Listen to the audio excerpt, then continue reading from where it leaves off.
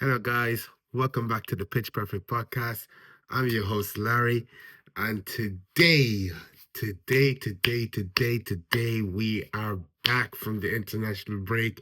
We don't have another one for another 3 months. And you know what that means, guys? Football galore. But back to the main topic at hand. Well, I wouldn't say we're back, but boys came back today. Comfortable win against Nottingham Forest, 3-0. Um, some positives and negatives to take away from this game. We've been crying out for Arteta to make a few changes. We only needed to make two changes, but he made five. This Arteta guy is going to be really petty when he's trying to listen to the fans. Doesn't really listen to the fans. Just does his own thing. I get it. He's the manager at the end of the day. Other than that, comfortable performance. We didn't really allow Forest to play through us, and really solid, really solid. Bukayo Saka, that first goal, Bukayo Saka. All I'm gonna say is, guys, if you still don't think my star boy is world class, I don't know why I'm for you, but bro, that boy ain't a little boy. Bro, I was shook. Cutting him and Odegaard, man, I am so happy to see them back balling together. Odegaard and Saka cannot be separated. I will get onto Odegaard in a minute because I have a separate segment for him in this match review because there is some positives and negatives he's done to this team. But Bukayo Saka's goal, well taken finish. Um, this is what he does really. This is what he does. He's so good on the ball, cutting in, cutting out. That goal, he deserved his goal. Could have probably left with a hat trick. Just a bit indecisive at times. He was trying to get people, bring people into play. Just didn't know what to do at times in the box. He could have easily got a hat trick today, but a goal and an assist, we'll take it. Second goal from Party, absolute perler. Partey kind of has a knack for those pearly shots, man, outside the box. He has a knack for it. I can't lie. I don't think I haven't seen him score a goal inside the box for our club. It's always kind of been outside the box, kind of like a Granit Xhaka role. But look, hey, and I've been saying about Thomas Partey, man. If you've been watching the Pitch Perfect podcast, I actually said that I wanted him gone, and so far he's proved me wrong. He's had that surgery that's got rid of that long term injury that where he could only play like 3 games and then he was gone. So now he's back, and I think he's better than ever. So which is really good to see. But yeah, look, long term, I hope he can stay fit because I don't hate him. I just didn't like the fact that he was not available in big games or at any game when we needed him. And it just like that you need to move on at times. And but look, he's having a little remontada there. Arteta said he's performing really well in training. So we see how that's gonna go. And the third goal, I started making Ethan Wanyeri. I'm telling you guys, that man, that boy, he's the truth, man. He's the truth.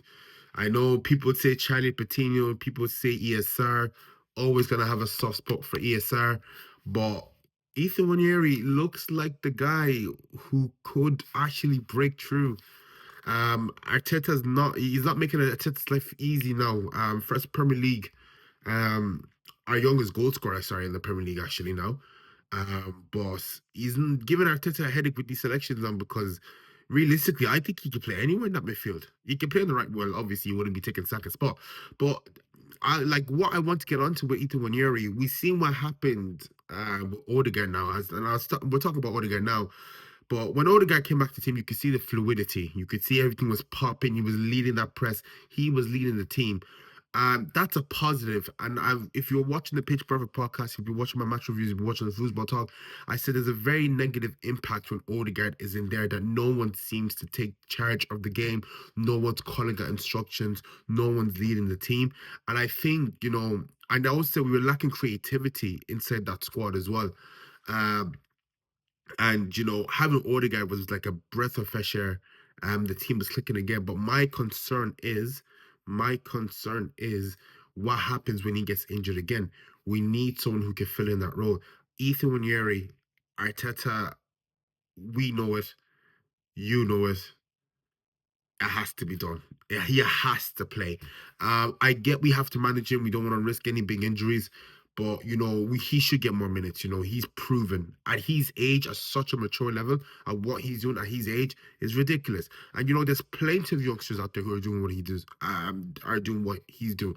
But to come in to a very competitive Arsenal side where it's not easy to solidify yourself in the first team, he's making a name for himself, and I do see him as one of our bright future prospects.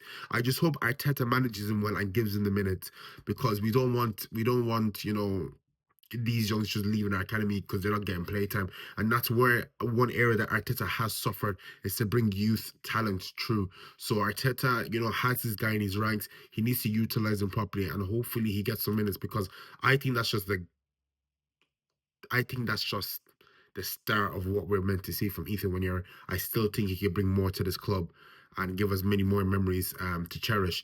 But yeah, look, it's a very comfortable win. I can't lie. Unfortunately, I was slightly disappointed with Forest, because they've had a good run until the international break, and I thought they give us more of a game. But look, I think Odegaard, just having back Odegaard inside mid all the difference. Timber, Calafiori, Timber. I've been saying it. This guy's like a new signing since he came back from that ACL. Um, Calafiori also came back today, very solid today. Saliba, Gabriel, standard performance. No Rice today. I was kind of wondering how we were gonna cope. I be honest for you, people need to take in Mikel Mourinho. Yes, he's not your, astounding midfielder, but one thing I liked about this guy, why I wanted at the club, he keeps the ball ticking. He keeps the ball. He's always looking for a pass. He's always looking to break the lines. Something Rice cannot do. And they're completely two types of players.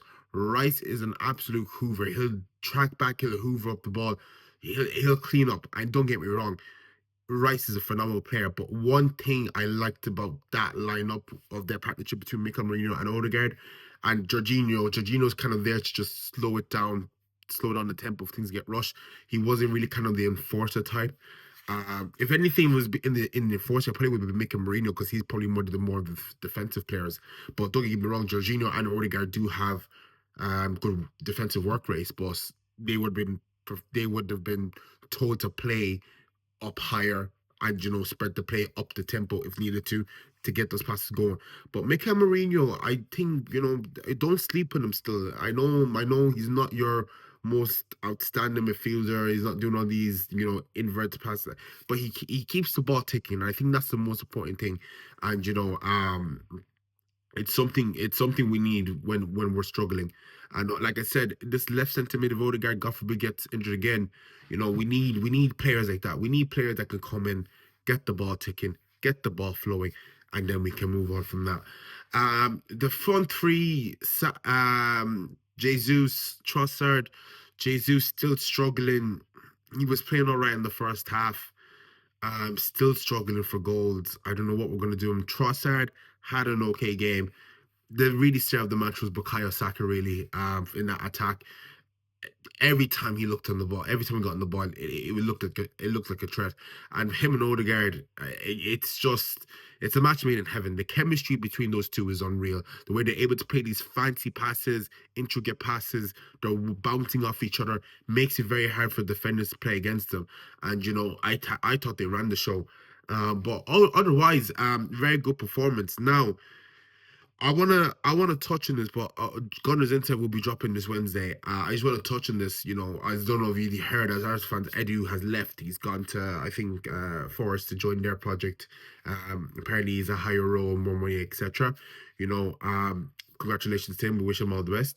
But if Arteta really wants to regain this mountain challenge, we have heard that executives have flown out to Cronke in America to see what the story is. Apparently, Arteta has a say in the next sporting director. I'm not too sure how I feel about that.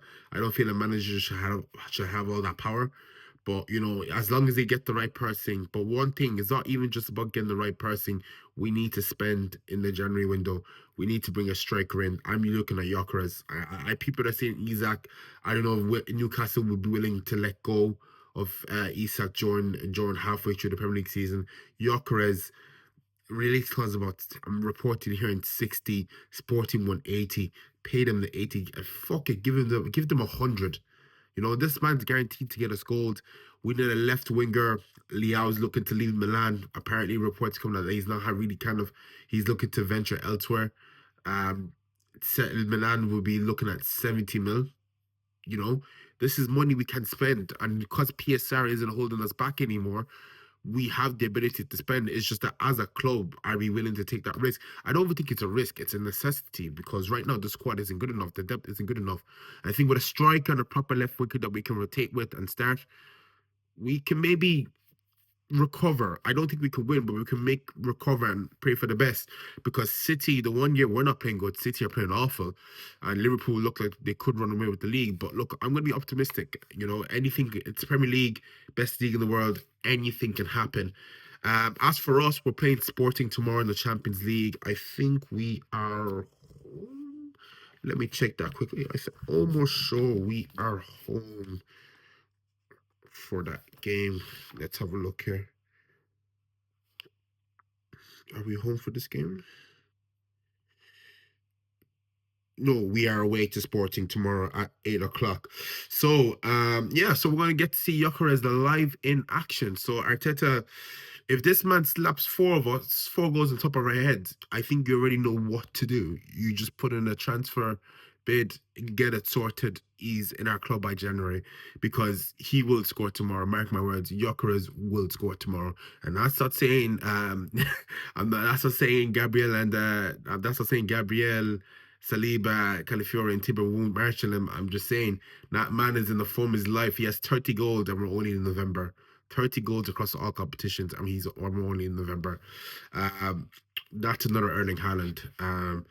Speaking of Erling Haaland, stay humble, eh? Um, 5 games in a row lost for City. City fans wouldn't like that one, but do you know what? I think it's all a facade. I still think City will somehow win this league. I hate to say it, but like what's happened to Pep is crazy. He's setting a new record for himself. He's never lost 4 in a row, and now he's never lost 5 in a row till last week and the week before the international break. So it's crazy. I think people are overreacting with this Pep losing streak. Because if he comes out and win the league, there's going to be no excuse. Well, like you're all talking shit when they were losing. We all know what's the airline come after January, lads. February, when February kicks in, you're facing one of the most feared teams in Europe, which is Man City after February. Top 5 teams you don't want to face during your league season. But anyways, thank you for listening. Gunners Inside will be out on Wednesday. So, and also because we have the sporting match tomorrow, there'll be a lot more to talk about. And hopefully Arteta can open his eyes and see what this Gyökeres guy could bring to our club. But other than that, I've been Larry. Thank you for listening.